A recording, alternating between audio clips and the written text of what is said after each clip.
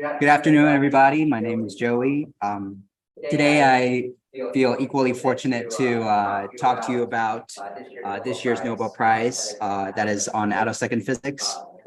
First, a little bit about myself. So I was born in 1995 in Beijing, China. I moved here when I was 18 to attend Case Western Reserve University. I graduated 2017 with a bachelor's in engineering physics and mathematics.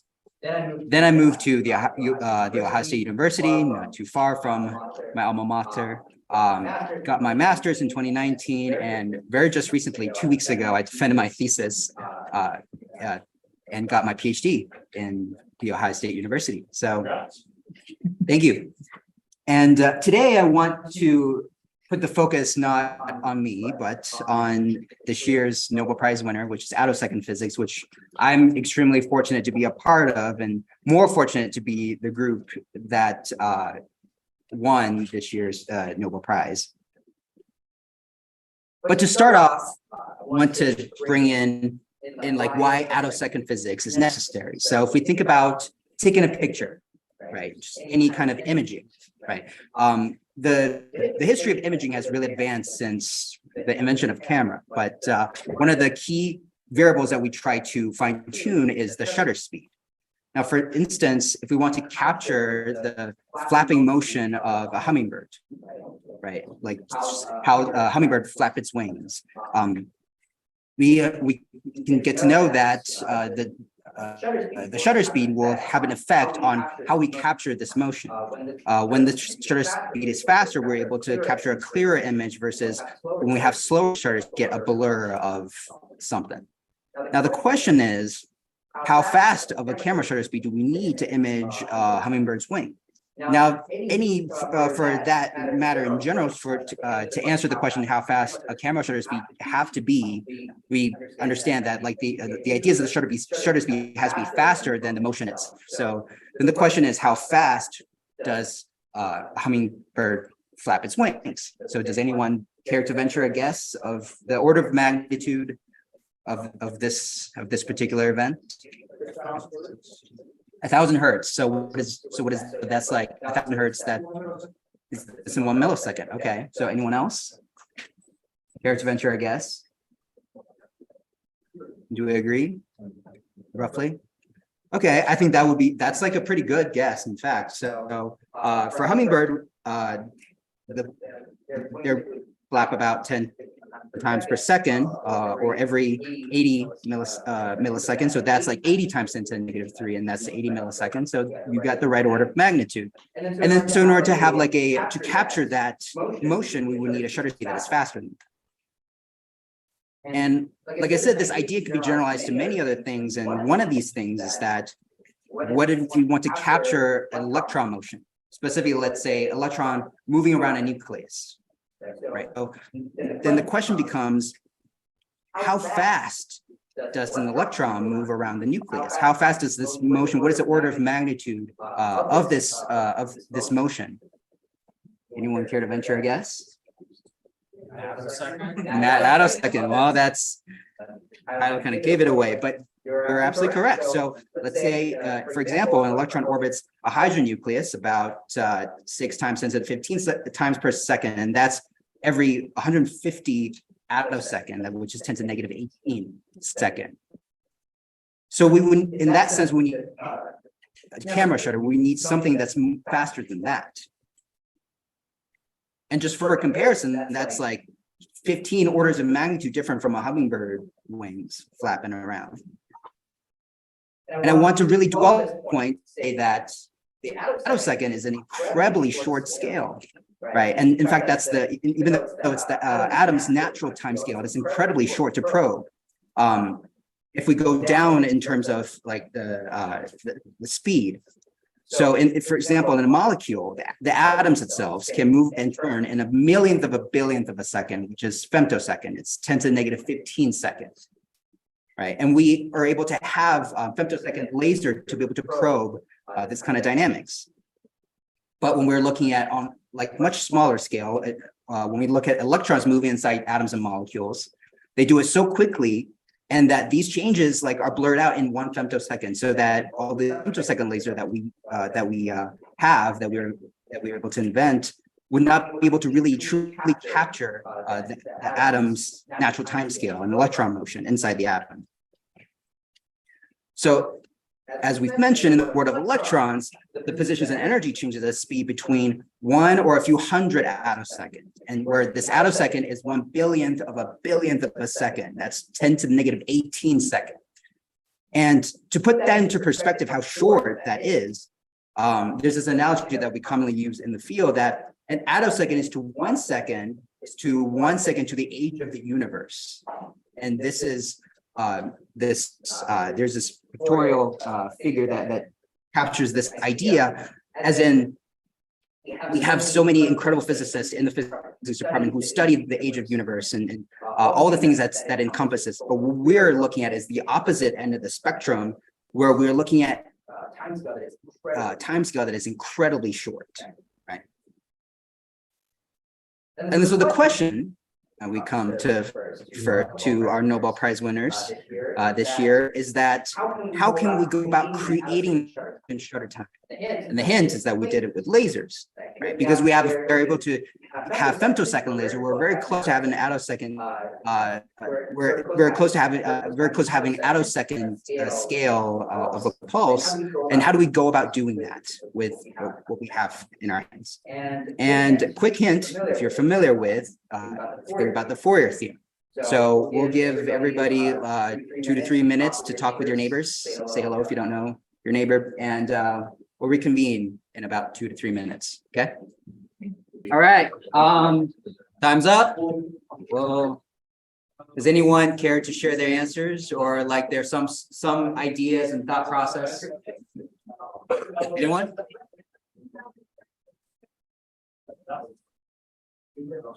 Just some ideas of how, like, your answer to this question. Anything? Anybody? Okay, yes. You have lasers at different wavelengths, and those lasers have constructive and destructive interference at certain points. And then you can have those constructive and destructive interferences end up adding up to a bunch of attosecond with pulses. Right. That is exactly correct. And so we're gonna, so like the answer we're looking for here is that we need light with many different wavelengths. And then you mentioned all about like adding them together and all that. And we're gonna slowly dissect it for a lot of people, for everybody here, to really see how that comes about, right? And the first thing I want to mention is the hint itself, the Fourier theorem, and you will see that we'll constantly go back to this concept, and so which is why like we're gonna take some time to really dwell on this for a second. And as was mentioned before, the idea is that when we have waves adding together, right, the amplitude of a wave can add constructively or destructively, and this phenomenon is commonly known as interference. So if we look at two waves, let's say with the same wavelength, if they're in phase, then their amplitude would add constructively, and you have a wave with bigger amplitude, and this is commonly known as constructive interference. And if you have two waves adding with completely out of phase, then you'll have the amplitude completely cancel out each other, and you will have a wave with very little amplitude, and this phenomenon is called destructive interference. And so what happened is that in this case, I've illustrated a case where the two waves have the same wavelength, but what we get to know in Fourier theorem is that any waveform that you can imagine can be built if we add enough waves, right wavelengths, amplitude, and phases. Right. So I think a common example that oftentimes used when to illustrate this idea is that we can build a square wave by adding a bunch of waves, sinusoidal waves with the right frequency and the right amplitude and the right phases as well. So this is something that is very key important. So instead of thinking about time in the space of time, or we think about attoseconds, we need to think about in the space of frequency or energy in terms of light. Now this leads to our first big discovery or observation, which is called the high harmonic generation. And which is an unfortunate jargon that I have to introduce. But what it is that we can think of a very simple analogy of, let's say, a guitar, right? So in a guitar string, the two nodes of a string are fixed. The two ends are fixed, right? So when we pluck a string, you have this standing wave that is fixed at the 2 points. Now we can also have standing waves with no nodes, with one nodes, or two nodes, three, and et cetera, right? So we have these what we call overtone, or another term is harmonic, right? So in this case, the overtone 1 in this case will be harmonic. We'll say harmonic 2. In this case, and overtone 2 will be harmonic 3, and so on and so forth. So the idea of high harmonic is that the harmonic order, which is how many nodes that there is in the standing wave, goes higher and higher and higher. And we can do that with light and laser. And this is exactly what happened to our first Nobel laureate in 1987, is that Anne Louis, she was able to produce high order harmonic using infrared laser beam, and that was transmitted through xenon gas. And here, this is the original figure that was reproduced here. As you can see, she was able to observe light that is of 9th harmonic, 11th, 13th, 15th, 17th, et cetera. And these are all considered to be high order harmonic of the fundamental harmonic, which is the fundamental light that is used to drive this process, which is the infrared laser. And Louis later continued to explore this effect of high harmonic generation and contribute a lot to the theoretical understanding of this phenomena. And this is one of the key reasons that she received this year's Nobel Prize, because this is one of the fundamental reasons that has made creating an attosecond pulse possible. Right? With the higher wavelength, we're able to combine them in the right order to create an attosecond pulse. So the observation of high harmonic generation is absolutely crucial in creating an attosecond pulse. Yes. What are those other peaks there that aren't labeled? So those are not harmonics? Here, these. Yeah. These are good, very good question. Oops, I went too far. That's a good question. I encourage you to read the original paper to see what's going on. Sometimes you have to venture a guess as an experimentalist. There could be contamination. There could be other things that are coming in. And this is done, again, this is done in 1987. So some of the technology may not be as advanced now. So, yes. Yes, this is the amplitude, I would say, to be exact. Usually the high harmonic generation is not 100% efficient, right? Like, why is the high harmonic higher than Oh, you're saying that, like, why is there this structure? Yeah. It's another very excellent question. This again has to go back to the process of high harmonic generation, which I will dive into in just a second, of how, like, the microscopic. So this is what we were seeing here as an observation, right? And the theoretical understanding will come in later, which I will explain in due time. Or just now, in fact. Any other questions, comments? All right. So let's really start to dive into the process, right? So I'm just saying that, like, I have a black box where I shine laser, there's some gas, and there's a lot of these light with high energy photons coming out, right? So in fact, how does this process work? How does the process of high harmonic generation work? So here we started with, let's say, a laser pulse of infrared wavelength with decently high amplitude.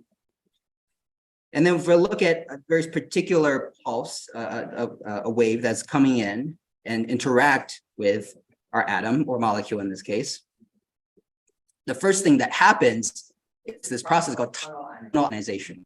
Right. So we're pretty familiar with the idea, let's say the typical photoelectric effect, when we need a high energy photon to release electron from the ground state to the continuum. But in this case, the electron are ionized in a different way. And this way is called the tunnel ionization. How does this work?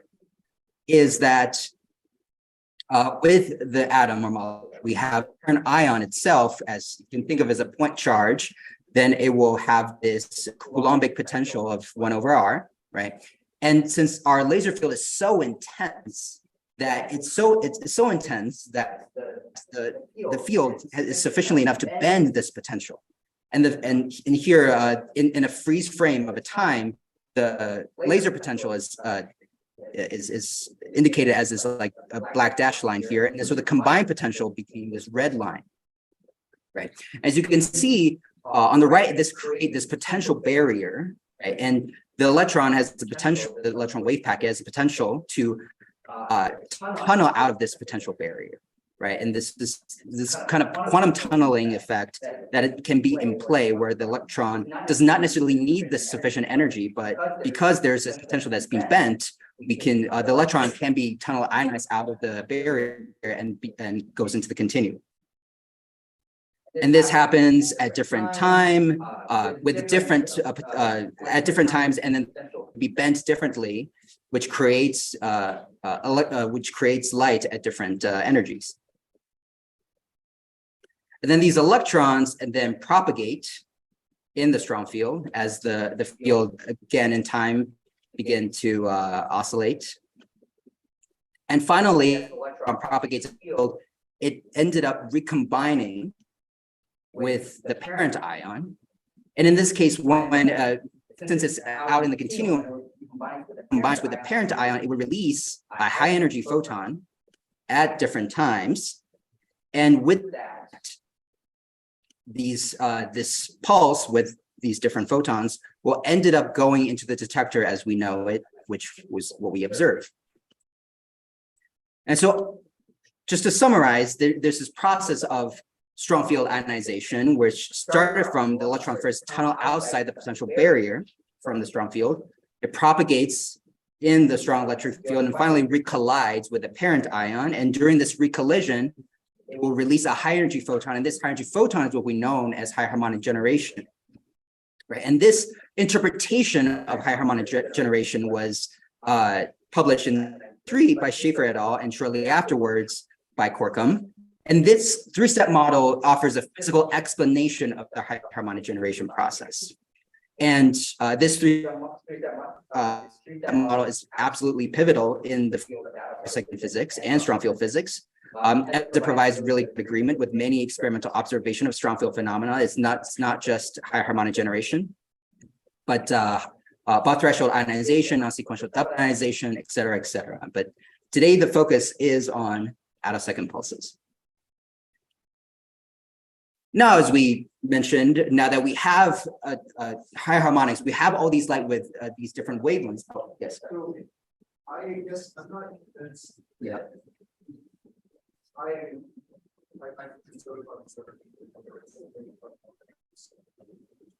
So you're not convinced of what? Why is it Why are the energy photons? you get this Right.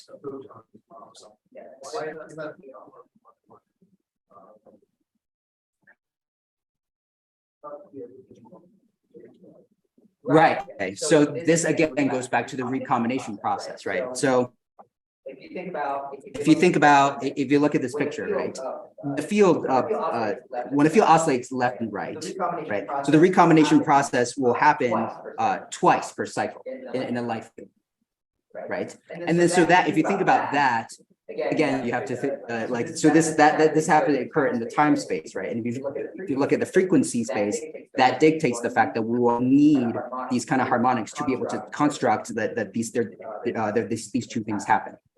That may be a leap of faith, right? Yes. I guess I have a question about Yes. This diagram was very similar to like having like a hole and like thing and like or like things like band gaps or like for example like so like the question was like whenever you like whenever like this process like for example I wasn't sure I consider like one kind of Okay. whenever you like shoot off a photon like that's something like that. Yeah. Will that be dictating like the sort of like all the momentum like there's like this idea of like tunneling versus like ionization. Right. So I'm wondering like what sort of Is there a momentum change of the electron? Yes. Right, so that is an excellent question. I would like to say to first preface that the three-step model, so it's we often call it the semi-classical treatment of the problem. The idea is that we treat the atomic potential quantum mechanically since tunnel ionization, but we treat the propagation of electron in the field classically, right? So, and that obviously brings in some issues. And I would say one of the issues is when you talk about conservation law, it involves tunneling, whereas still having this the propagation situation. So it does get messy, admittedly, and there are some arguments that that may not tie in perfectly. So, but that's like a very deep cut in this three-step model, like that is still very much in the frontier of research. So everyone's asking really good questions today. So I'm glad. Anything else before I move on? Okay. So as I mentioned, now that we have all high harmonics, we have like light of different wavelengths. We can use that they interact with each other, they add up, and they will end up creating this attosecond pulse train. They will have this kind of envelope. Some are constructively interfering, some are destructively interfering, and they will have this attosecond envelope. Right. And that leads us to Nobel question number 2. So one key thing is that I've been talking about is having the right wavelengths, having many different wavelengths adding up together, right? So what is another essential part of creating a short pulse that I have not quite addressed so far, that I've missed so far? And again, think about the Fourier theorem. So I'm going to give you guys 2-3 minutes to discuss with your neighbor to think about what is another key component that is required to have a short pulse. Okay. All right, time's up. So who has some ideas of what the answer might be here? What is the answer we're looking for here? Anyone? This might be a tricky one. Yes, Tyler. So I guess I was thinking about how this potential is sloshing back and forth and kicking out electrons and then making them come back in. Yeah. And how that can happen at any time. And so you're emitting a whole bunch of different wavelengths, but they're all being emitted at different times, and you somehow have to get them to be like in phase with each other. Yes. I don't know if that's the right term. Okay. Right. So that's good. Yeah. Anyone else wants to pinpoint the keyword here? Yes. I mean, I was kind of thinking a similar idea, like making sure you can distinguish between like the high peaks and the low peaks of your waveform. Like when you add them together, when you have pulses, distinguishing the pulse from the non-pulse. Exactly. Okay, so I think the key word that I would like to extract from the discussion that we have now is that we need to make sure when we add these waves, they would have the right phases, right? And so that's the key word here, is that we want to make sure that the phases are added correctly. Now you wonder why, phase information is important. So I would encourage you guys to add waves when with like different with different phases and such. But for now, I want to give you a very intuitive example. So here I have like 2 images, right? And each of these images we can extract some amplitude and phase information, right? What here that's done is that if I keep the magnitude information by swapping the phase information, I can construct 2 new pictures. And as you can see, if I keep the amplitude information but just swapping the phase information, the resulting image is actually more similar to the one with that phase information, right? So in fact, you can see the phase information here carries arguably more the information in the picture than the amplitude. So it's incredibly important that we need to address what is the phase with respect to each harmonic that we're building these attosecond pulses out. But the question is how, right? How do we measure that? We have like all these photons with different energies. We have like they're all coming at the same time, and also they're creating attosecond pulse, which is incredibly short, right? So how do we go about doing that? Now, what I'd like to introduce you today is this technique, construction of attosecond interference two-photon transitions, also known as RABBITT. And if you were to go dive deeper into the field of attosecond physics and strong field physics, you would see that we often try to make a lot of our acronyms after animals. We have frog, we have frog crab, and rabbit, and so on and so forth. But what is RABBITT? What is RABBITT technique? So as you recall, we can with the atom, in this case neon. Neon was the first demonstrator of RABBITT, the RABBITT technique. When you have a strong field interacting with the atom, it will emit a harmonic spectrum, right? So in this case, I'm simply illustrating two harmonics specifically. So from the graph, we'll have this harmonic to Q minus 1, another harmonic, right? And then you will see the spectrum with different speeds, and this will correspond to the harmonic spectrum that we've seen previously. And what happened in the RABBITT technique is that we'll introduce a very, very weak near IR photon that is of the fundamental wavelength, such that it's so weak that it can only drive single photon transitions. So in this case, when I do so, we'll populate electrons in a harmonic that is between the actual harmonics, what we call the sidebands.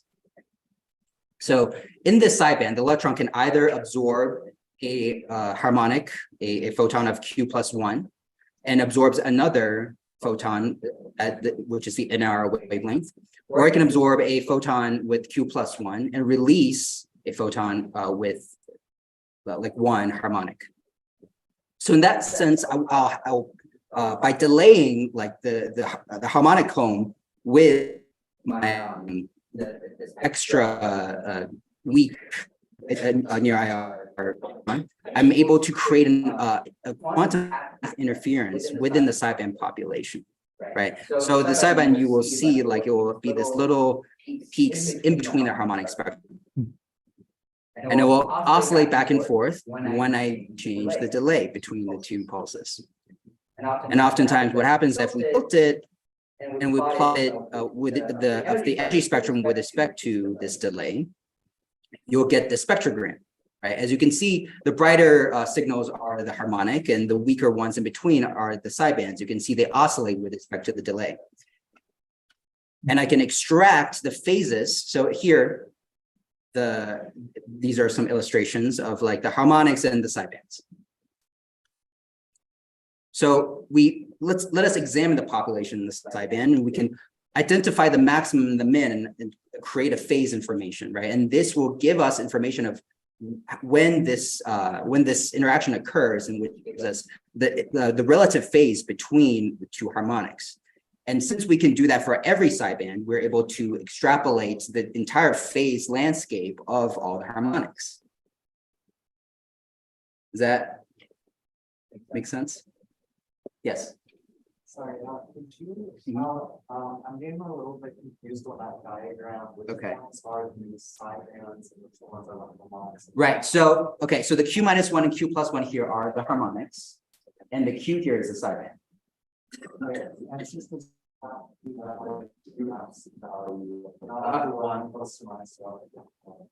Q is an integer. Yeah, Q because we're dealing with harmonic orders here, right? Yeah. Is that okay? So with this, with the phase information, with the amplitude information, we can add these waves up and create an attosecond pulse. So in 2001, Pierre Agostini created the RABBITT technique and was able to produce and characterize a train of attosecond pulse here. And here I grabbed this key figure. As you can see, we have this train of attosecond pulse that with the frequency, the commensurate with the generated fundamental field, but the pulse width is actually 250 attosecond. Now, this is the first a demonstration predicting characterization of the attosecond pulse. And we cannot, right? So this is a very key. We end up using not to characterize a train of attosecond pulses, but also the atom or the molecule that we're studying using the RABBITT technique. Right.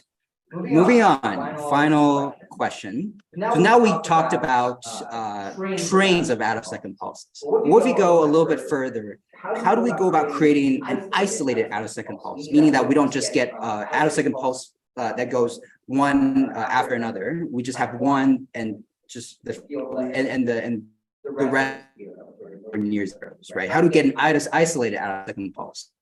And hint, as you know it, think about the Fourier theorem. Think about in the frequency space.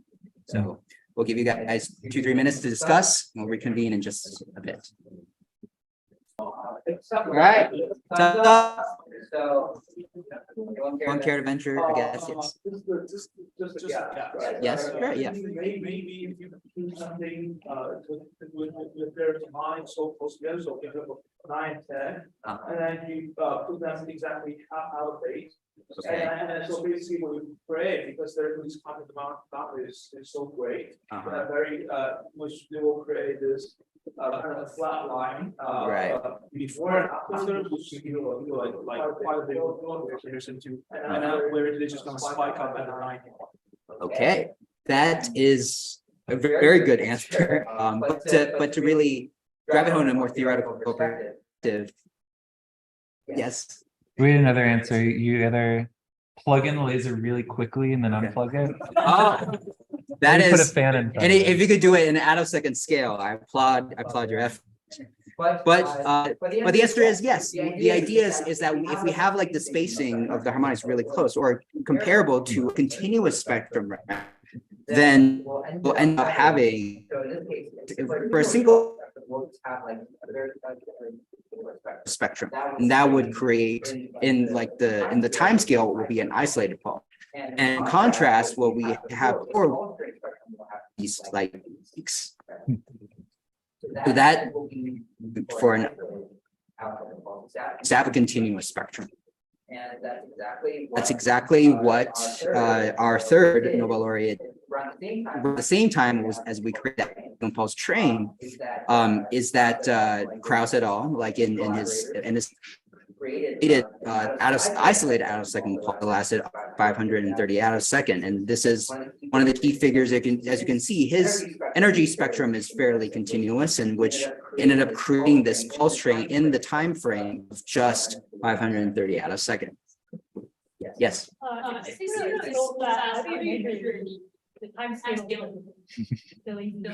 That excellent question. So, like you mean specifically for isolated pulse or a pulse train? Like both. Okay, so for the pulse train, we just talked about like the technique, right? So because you were able to get the amplitude information from just looking at the harmonic, right? And the phase information from the RABBITT, and with the phase and the amplitude, you were able to reconstruct this pulse, right? And for the isolated pulse, it's another interest. So this is a very interesting question, and there's this new technique called attosecond streaking, and the idea is again very roughly, right? It's very similar to RABBITT, but instead of a very, very weak IR pulse that you introduce, you get a little stronger such that you were able to see the electron sloshing around with the isolated pulse that you have, right? And you're able to reconstruct the envelope of that, which is, I'm just giving you a very handy introduction of this. But hopefully I could give you enough seed to read further if you do so desire. Okay. But now we were able to create attosecond pulse train as well as the pulse. Both are very key tool for us to use. And with these, the electron movements, as we know it, have become accessible, right? So we are able to use these attosecond pulse, either be a pulse train or isolated pulse, to measure, let's say, the time it takes to strip away from the atom, right? So ionization time. times, or any duration of the internal process of the matter, right? For it to be kind of from ionization to vibration of the molecule, et cetera, and any of the internal structure of the atoms or the molecule. And it typically ended up in this pump probe scheme. We will have a very strong laser pulse. It's split into two. Part of it goes into some kind of chamber to generate the high harmonics, which creates the attosecond pulse train or isolated pulse. The other part, because we want a pulse that has the same frequency of the fundamental pulse, will go out as delay, create some delay. We'll combine in some way and shine on this sample, whether it be gas or now we expand it to like or solid, and then we're able to observe whatever comes out of it, whether it be photon, electrons, or ions. And from that, we can extrapolate a lot of information about the electron dynamics within our sample that we're looking at. And here is a very real picture what is of this setup that occurred in my lab. And here the high harmonic source chamber. This is where we create the high harmonics. We need to be in that chamber because the light we produce are in the ultraviolet regime, and it gets very easily absorbed by gas, by air. And then so we here, and we have like the entire interferometer inside the chamber. They propagate and recombine down here, and then it propagates down here, and we'll have this magnetic bottle, which is where we collect the electron. So this is for me like a day of life, and I was able to conduct my came to my thesis 2 weeks ago. Last week I came to Boulder. On the second day when I was in Boulder, I got all these calls and messages at 5 a.m. in the morning up to my co-advisor winning the Nobel Prize, and did not go back to sleep afterwards. And just like all the orientation stuff I'm supposed to do that day was just kind of put aside. And it's just, I just reserved the whole day of just me being, and during that day I was recruited to give this, and and we was able to talk to a lot of people about the amazing things that we're able to do up to this point.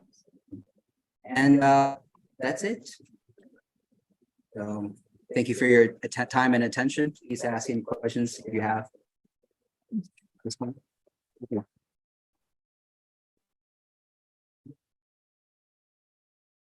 Yeah, so we value your feedback. If you'd like to scan this QR code or go to this URL to just fill out a quick like 2 or 3 question form about how you think the talk went or what you think we should do in the future, anything like that, we would welcome that. And if you'd like to help out with CU Prime talks in the future, we're always needing more people to help set up or even to give talks. If you know someone, feel free to talk to me, or you can email talks@cuprime.org. So we'll have plenty of time for questions. If it's okay, I'll let you lead. Yeah. That. But yeah, what questions we have? We've already, yes. Yes. What's stopping the field from going to? So like, I guess what's the state of the art? Like Attosecond or something that's like. Okay. That's an excellent question, right? So if you think about that, right? So if like we want to go shorter and shorter, again, think about Fourier theorem, right? That's going to be the keyword of the day. What do we need? We need like higher and higher harmonics, right? We need like light of higher and higher with sufficient amplitude. Right. And I think that goes back into the intensity of the laser we can produce right now. And there's a lot of internal parameters within the laser, say some kind of damage threshold or some kind of heating element like that goes into the optics that we have right now. And there is a field of Attosecond that what we call and it exists. and people definitely want to try to break that barrier. And then, so in that sense, we're not just looking at electron motions anymore. We're looking at like nuclear dynamics. We're going like deeper and deeper into the atoms as we know it. And but to answer specifically your question in terms of limitations, I would say it just for a lot of the stuff that I presented today are like tabletop, right? So if we were to go to like say in Stanford and like they have these like big accelerator, they're able to produce light that is way more intense and such. Maybe we could like entertain some of the ideas, but like in terms of a limitation, it would be a lot of the like, let's say internal like the internal optics, the damage threshold, or the material. I think that would be the main thing that I would say.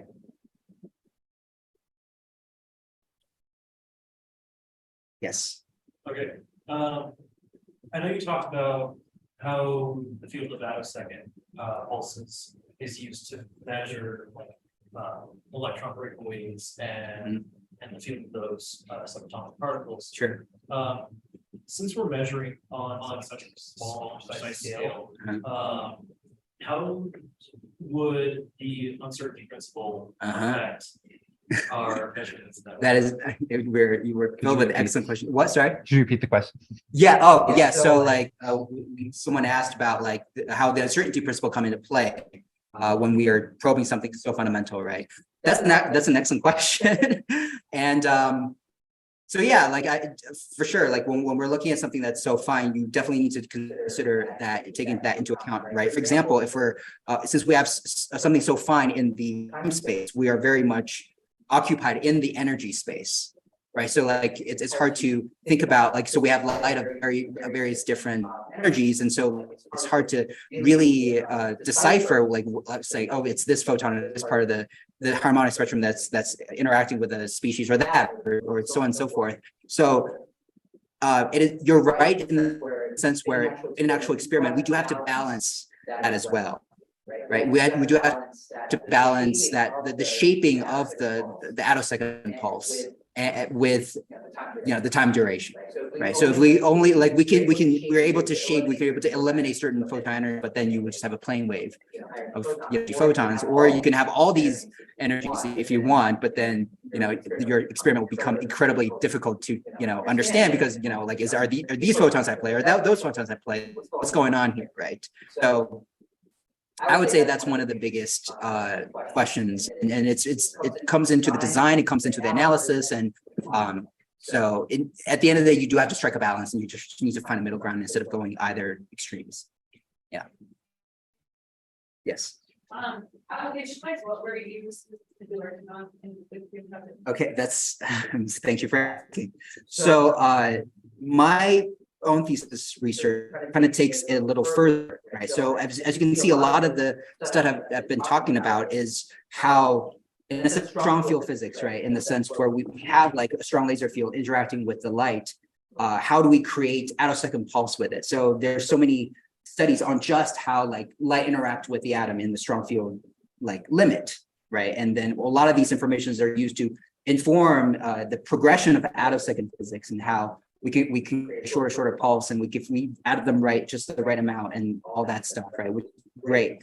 The question that I was able to investigate, if the tables were turned, what would happen, right? In the sense where attosecond field now has benefited enough from the strong field physics realm that it can repay its favor and be able to probe strong field physics that we were so have not be able to understand. For instance, one of the questions about strong field physics, and we can go back to the model, is that if you think about this situation, right? When would the electron have? When will we have the most electron, right? In this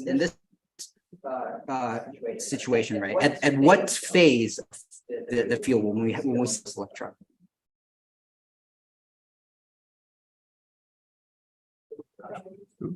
Sorry. Well, no, sorry, not I meant like what phase, phase. I mean, not step. It's not which step. So like at the phase of this field, right? So we're able to like going back and forth, right? At what time? Let's say what time will you see the most electron funnel out of the barrier? This one? At the peak of the field, exactly, right? So when the peak of the field, the Bayer is most expressed, and then so you get most electron, right? In fact, with the math, you can see that the tunneling probability scales exponentially with the field, such that arguably most, like if not well, it is most, right? Most of the electrons that we observe are practically all originated from the peak of the field. It's the very limited phase space that we're talking about here. So what we do here in our lab, again, recalling that like the ideas of like having a very limited window of attosecond pulse, is that we create an attosecond pulse with the photon energy that is near the ionization potential of the target atom that we see, right? So not exactly on the threshold, because if you have just one photon energy, you have a plane wave, but not like all the frequencies, because then they're meant to be incredibly hard to analyze. But we have like we shape our pulse to have the photon energy that should be near the ionization potential of the atom or the molecule. Then in that sense, whenever we introduce this attosecond pulse, it will just create an electron near wherever I want to introduce it. And then subsequently propagate and recollide with an ion, right? So in that sense, we're able to select quantum trajectories by inserting this like attosecond pulse wherever I would like. So we call this method the quantum trajectory selector. And that's being my thesis topic, and it's a work in progress for sure. But yeah, in that sense, it kind of turns the table on how we can use attosecond physics to learn more about strong field physics in that sense. Are you working on that topics in CUS? Sorry? Are you working on that topic? Yes, so like in the Agostini-DiMauro lab, that's as you can see, like the strong field physics and attosecond physics kind of go hand in hand, right? So for my project specifically, I'm using attosecond technique to probe strong field physics. Well, I think he's asking about what you're doing as a postdoc here. That's a very different question. So okay, what I do as a postdoc here is I work with Professor Lewandowski and to do PER, physics education research. That's a little only barely tangentially related to what I'm talking about today. Any other? Yes. Yeah. And you look at the picture in your lab. Yeah. Yeah. So you say you're shining the attosecond pulse to your sample. Yeah. Right? So yeah. what's the sample? Well, okay. So the sample, so like this, what I'm showing here is the gas sample. So it could be the sample that we mostly use are Nobel gas or some kind of molecule, and we have set up. Sorry. Can you just shine on vacuum? No. Is that anything different from gas? So yeah, so we like the idea is that we have this interaction in a vacuum chamber, right? Because we are involving light of the ultraviolet wavelength, so it gets easily absorbed in a vacuum that is highest atmospheric, right? So normally we operate under the highest possible would be like 10⁻³ torr. That's like the highest possible, what our detector would, because in that sense, well, you got a shower of electrons, which will overwhelm our detector. So 10⁻³ is probably like the highest. Like even like when I operate at 10⁻⁴, people are like, oh, that's like really high. So yeah, so the understanding is like we want to work in a vacuum chamber because we want to be in like an ultra high vacuum environment because we want to have the pure gas sample. Right. We want to make sure that we're looking at is the target gas that we wanted. Any contamination gas would either like absorb the light that we are using or contaminate our experiment in general. Yeah. And that's where our detector works the best as well. Right. Any other questions, comments? Okay, great. Well, thank you all for coming. Join us again in 2 weeks. Our next talk will be on fluid dynamics, rotating clear, something about that. So feel free to come back in 2 weeks. And if you're here in person and you have not signed in on the laptop or on the QR code, be sure to do that. And thank you all for coming. Thanks, Joey. Thank you.